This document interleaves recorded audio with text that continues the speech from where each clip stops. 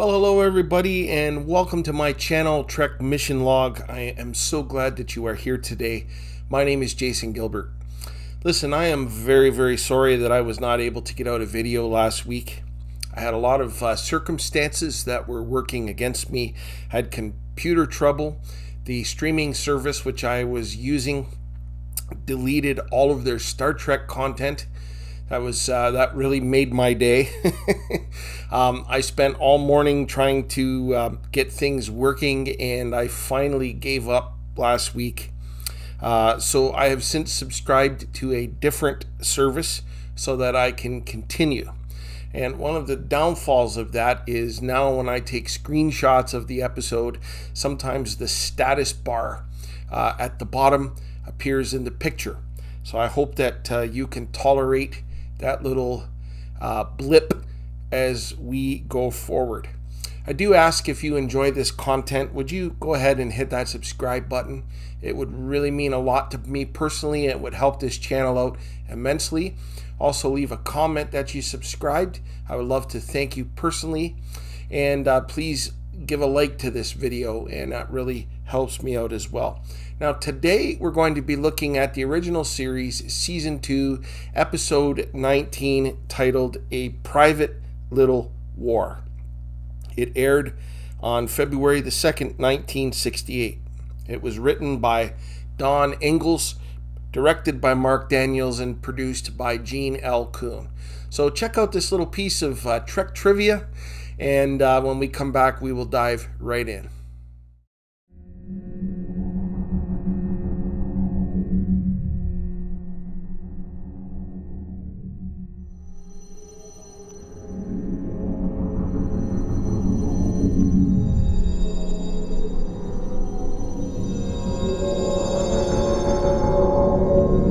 On a planet, McCoy is collecting specimens that may have medical benefit.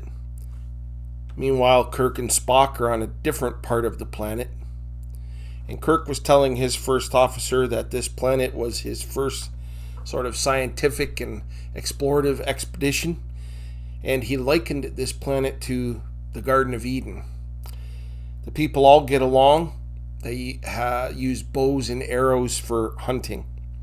Suddenly, Kirk hears a noise, and he sees some villagers who have flintlock rifles, and they are getting ready to shoot some other people who are armed with only bows and arrows.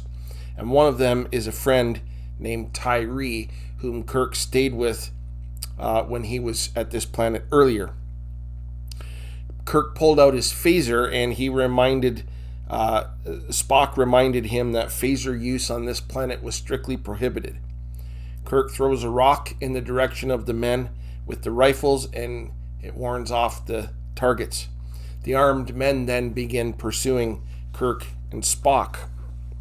McCoy hears the shot, and he calls up to the ship to get them ready to beam out. And while running, Spock gets shot. And he is injured, but he is able to move. They make it to McCoy, and they successfully beam out. While the villagers are looking confused, we fade to the title sequence. When we come back, McCoy and another doctor, whom we will introduce you to in just a moment, begins treating Spock right away. Just then, the ship is in red alert with Uhura calling for battle stations. Kirk called up to the bridge, and Uhura informed him that a Klingon vessel just appeared. So Kirk immediately heads for the bridge. Now, they have not yet been spotted by the Klingons. They are successfully remaining hidden, and Kirk said that the Klingons broke the treaty. Scotty reminded him that they have as much right to scientific exploration as they do. Kirk leaves Scotty in charge and heads to sickbay to check in on Spock. Now, the consensus between Dr. McCoy and the other doctor, whose name is Dr. Mbenga, is that if Spock is going to live, his Vulcan physiology will have to do that for him. Kirk is very concerned about his friend. Now, we learn that Mbenga was a doctor in a Vulcan ward. Kirk said that he and McCoy have to go back down because of the Klingons. Kirk needs to know if they're there for scientific reasons or if they broke the treaty, which could mean the beginnings of an interstellar war. McCoy and Kirk beam down, dressed in the attire of the inhabitants of the planet. Kirk is risking breaking the Prime Directive to help these people with their natural development. As they are walking, a large ape-like creature called the Mugatu attacks them. McCoy killed it with his phaser. However, Kirk has been injured and has been poisoned by the Mugatu. Some hill people find them. McCoy asks to speak to Tyree, Kirk's friend from 13 years ago. Now they bring Kirk to their village to tend to him. Meanwhile, Tyree and his wife are tracking their enemies, and she blasts him for not showing strong leadership. She then pulls out a special herb which somehow intoxicates him. News comes to them about Kirk and McCoy. When Tyree's wife goes to see the strangers, she finds McCoy heating up the rocks with his phaser. Tyree rushes back and insists that his wife heal Kirk. She wants information about them, even though Tyree took a vow of silence. She insists or Kirk dies. Now on the ship, Nurse Chapel is tending to Mr. Spock, and she grabs hold of his hand. Dr. Mbenga comes in and explains that Spock is in a self-induced hypnosis trying to aid the healing of his own body, but that he was probably aware of her holding his hand. Now back on the planet, Tyree's wife brings in a strange root and has her husband slice open her hand. She then places the root on Kirk's mortal wound and touches the root with her bloodied hand, and in a very strange ritual takes the pain and the poison out of Kirk, and Kirk wakes up. McCoy checks him over. He also notices that the wound on her hand is gone. And McCoy told her he would like to learn more about this. She said that her soul has been together with Kirk's soul and that he belongs to her now. And of course, McCoy had a very concerned look on his face. He asked Tyree about it. Tyree said it is legend, but it is said that Kirk would not be able to refuse her requests.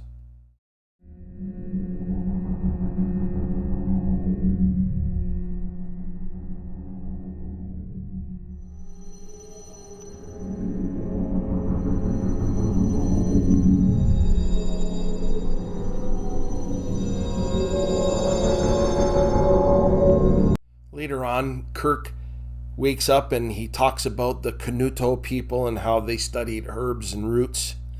Tyree's wife, Nona, introduces herself and said that she cured him. Kirk asked Tyree about the weapons with the other villagers, and Nona says to talk about it and then to take action. And as they leave, Tyree tells Nona that the men will speak alone. Meanwhile, on the Enterprise, Spock's readings are fluctuating. Dr. Mbenga tells Chapel to stay at his side and to call immediately if he regains consciousness. If he does wake up, she is to do whatever he says, and that kind of took her back a little bit. On the planet, Nona intrudes on their conversation and says that she knows Kirk has ways to make Tyree an important man. She saw McCoy earlier use a phaser to warm some rocks. She's trying to manipulate Kirk into giving Tyree his phasers to help him kill. Tyree refused to fight. Kirk also refused. Tyree will take Kirk and McCoy to the other tribe's village to see how they're making their weapons. So Tyree takes them to the village. Kirk then sneaks up on a villager, and I again apologize for that status bar in the photo. Kirk takes his rifle. Kirk and McCoy run off to find ammunition. We then see a Klingon meeting a villager. So the Klingons are definitely behind the interference in this culture. The Klingon told the villager that when he returns, he will bring greater improvements to their weapons. Kirk and McCoy have now found evidence of the Klingons tampering with the society. Then the Klingon comes in and Kirk, with a powerful punch, sends him flying. 2 armed villagers come in. Kirk and McCoy punch their way out of that one too, and they narrowly escape. Back on the Enterprise, Spock semi-regains consciousness. He tells Chapel to hit him as the pain will help him to fully wake up, and so she hesitantly hits him. Scotty comes in and sees Chapel hitting Spock while he's lying in bed, and so he grabs her and pulls her away. And then Dr. Mbenga comes in and he continuously strikes Spock until Spock wakes up. Spock then thanks the doctor. Meanwhile, on the planet, Kirk is teaching Tyree how to use the rifle. McCoy witnesses this and asks to speak to Kirk. In the caves, McCoy is scolding Kirk about his decision to teach them to use the rifle.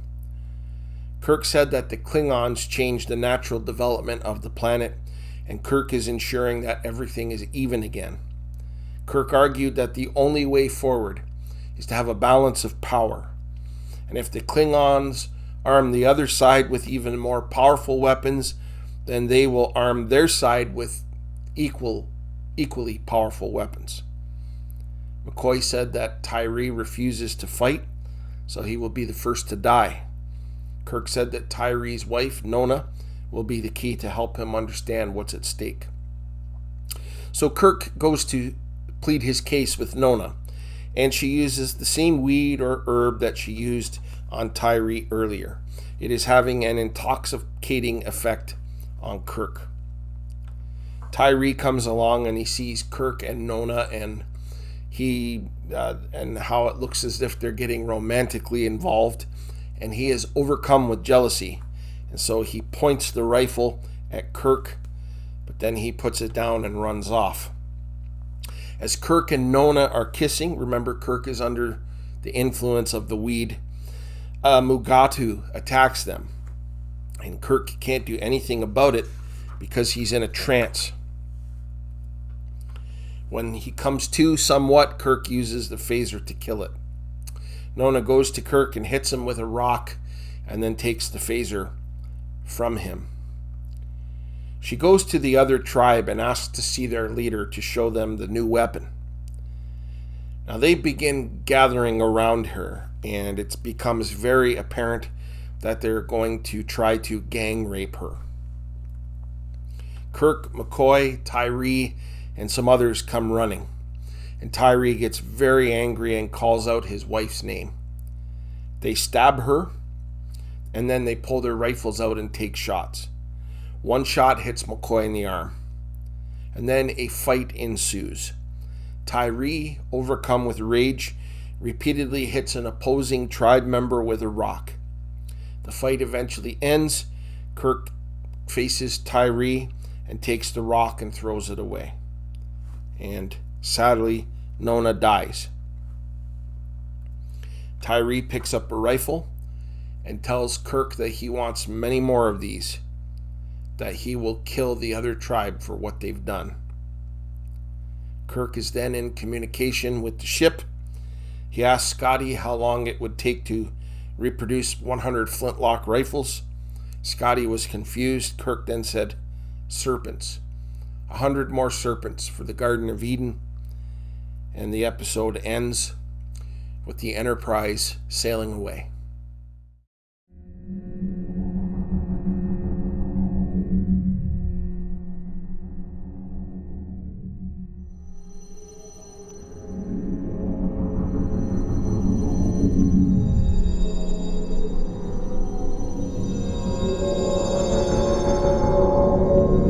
Although A Private Little War is certainly not my favorite Star Trek episode, It is an intriguing story with some lingering lessons to learn along the way. And unfortunately, there are elements of this episode which take away from the whole of the story. So Kirk is revisiting a planet that he visited 13 years earlier. He was a young lieutenant, and in those days he witnessed a peace-loving culture in a very primitive era of development. The only weapons they had were bows and arrows for hunting and knives for skinning the animals that they caught. And Kirk calls it a Garden of Eden. But to Kirk's surprise, one of the tribes had flintlock rifles. Their sensors pick up a Klingon vessel in the area, and so he believes the Klingons were interfering with the natural development of this society, and they need proof. So it's a good beginning to a decent story. Kirk gets poisoned from a deadly creature. He's taken to Tyree's camp, and this is where we are introduced to a witch. So there's a spiritual element to this story as well. She was a very manipulative person who used weeds and herbs and spells to control her husband, and she used this witchcraft to heal Kirk, but she only healed him so she could control him. Now, I want to submit that there was corruption on this planet long before the Klingons arrived to arm one side against the other, and the corruption was in the evil of this witch. She was a terrible person. Now remember, this is only my opinion, but I felt that her character took away from the story rather than added to it. The use of the herbs to manipulate her husband, the ritual with the root to heal Kirk, it really took up a lot of screen time. Spock getting injured and then healing himself on the ship was a good added element. Without that, we would have hardly seen the ship at all. Chapel's infatuation with Mr. Spock was played out pretty well here. We also got to see a new doctor aboard the ship, and I believe he only appears in this episode. He just so happens to be a specialist in treating Vulcans. Fancy that. Found that to be a little bit unbelievable. Sadly, we do not get to see as much of the regular set of characters that we know and love. This was no doubt a budget cut episode where extras appeared more than the stars. They could get paid less. That always takes away, in my opinion, from the episode as a whole. I felt that the Klingon element was good. Unfortunately, it did not get developed the way it should have. What were the Klingons up to? What was their end game? Was this another world for them to take over through this tribe that they are arming? The Klingon only appeared on camera for a few moments. I did enjoy the biblical references to the Garden of Eden. McCoy likened the arming of these people to serpents in the garden to corrupt them. The takeaway from it is that when temptation is put before people, they will inevitably give in to their desires, but without the power of God, are always bent towards evil. I remember watching an episode of 2020 when I was a teen. In case you don't know what that is, 2020 was a news / interview show that aired on Friday nights. And there was one segment where they were studying little kids in social settings like schools, nurseries. They were studying bullying and what causes that, and they were looking into all of that. And one of the things that really stood out to me was they filmed inside a nursery. The kids in there were maybe 2 years of age or younger. One of the experiments was to put a toy gun in the midst of the rest of the toys and to see what would happen. Well, a little boy, probably not even 2 years old, found the gun. He looked it over, and with no prior knowledge of a gun, began pointing it at the other kids to pretend to shoot them. And that shocked me as a younger me. Violence is ingrained into human beings. When given the opportunity, they will use it without checks and balances in their lives.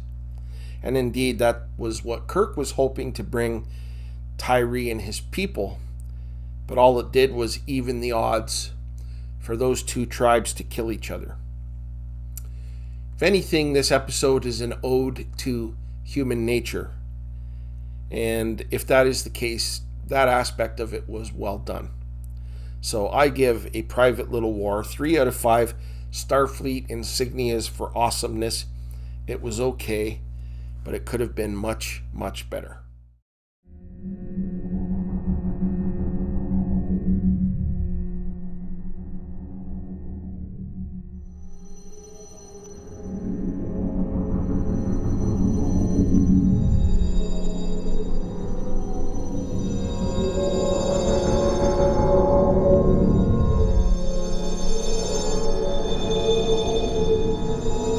Well, that wraps up this week's edition of Trek Mission Log, and I hope that you enjoyed it. Please feel free to drop a comment below and let me know what you like or didn't like, or if you agreed or disagreed with my assessments of this episode. If you disagree, that's okay too. I want to thank you for your support of this channel, and I want to invite you to join me next time when we look at an original series episode titled Return to Tomorrow. And I do hope that you plan to join me. Until then, my friends, live long and prosper.